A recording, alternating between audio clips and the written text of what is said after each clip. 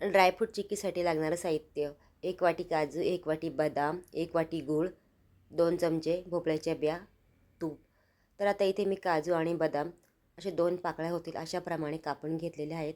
तर आता हे सर्व आपण कापून घेऊया. आणि ड्रायफ्रूट्स आपण असे पण रोस्ट करू शकतो किंवा थोडे तूप टाकून पण भाजू शकतो.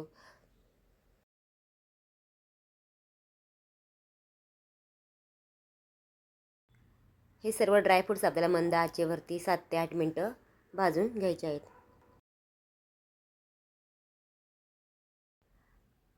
आता आपण पाक बनवून घेऊया.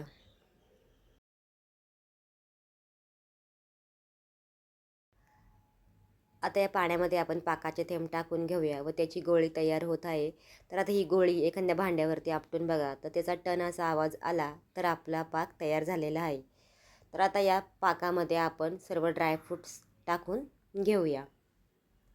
आता इथे मी पळपटाला तूप लावलं आहे. आता त्यावरती आपण सर्व हे पाकाचं सारण ओतून घेऊया.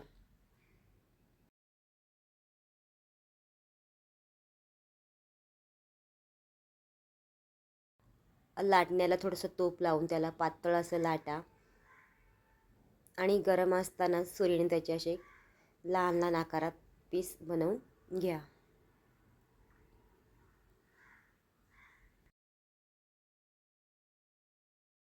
पाच ते 6 मिनटं सेट झाल्यावरती त्याच्यात तुम्ही वड्या काढून घेऊ शकता.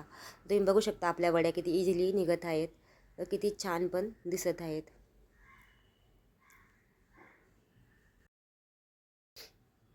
धन्यवाद रेसिपी पाहिल्याबद्दल.